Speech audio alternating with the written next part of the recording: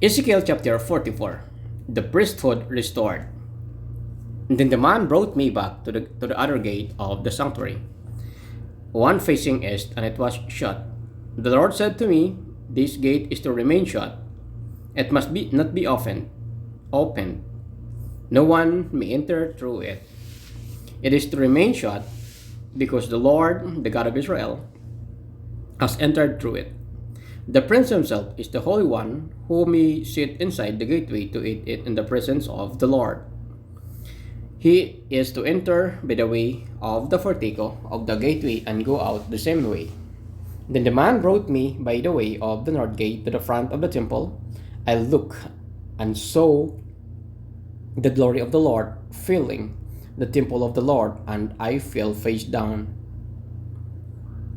The Lord said to me, "Son of man, look carefully, listen closely, and give attention to everything I tell you concerning all the regulations and instructions regarding the temple of the Lord. Give attention to the entrance of the temple and all the exits of the sanctuary. Say to the rebellious Israel, 'This is what the sovereign Lord says. Enough of your detestable practices, people of Israel. In addition to all your other detestable practices, you brought foreigners uncircumcised in heart and flesh in my sanctuary, desecrating my temple while you offered me food, fat and blood, and you broke my covenant. Instead, you carrying out your duty in regard to my holy things. You put others in charge of my sanctuary.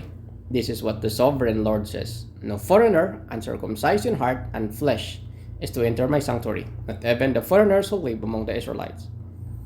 The Levites who went far from me when Israel went astray, and who wandered from me and after their idols, must bear the consequences of their sin. They may serve in my sanctuary, having charge of the gates of the temple and serving in it. They may slaughter the burnt offerings and sacrifices for the people and stand before the people and serve them. But because they serve them in the presence of their idols and made the people of Israel fall into sin, therefore I have sworn with lifted hand that they must bear the consequences of their sin, declares the sovereign Lord. They are not to come near to serve me as priest, or come near any of my holy things or my most holy offerings.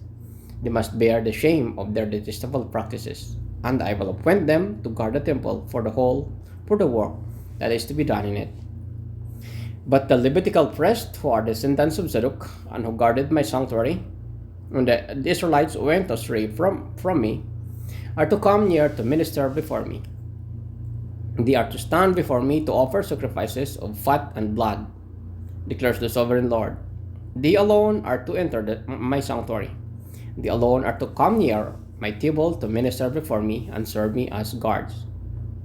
When they enter the gates of the inner court, they are to wear linen clothes. They must not wear any woolen garments while ministering at the gates of the inner courts of inside the temple.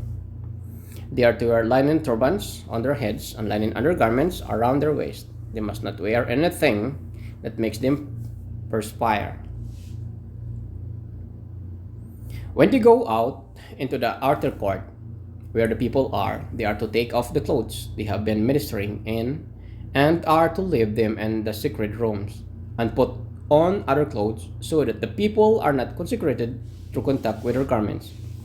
They must not shave their heads or let their grow hair long, but they are to keep the hair of their heads trimmed. No priest is to drink wine when he enters the inner court. They must not marry widows or divorced women.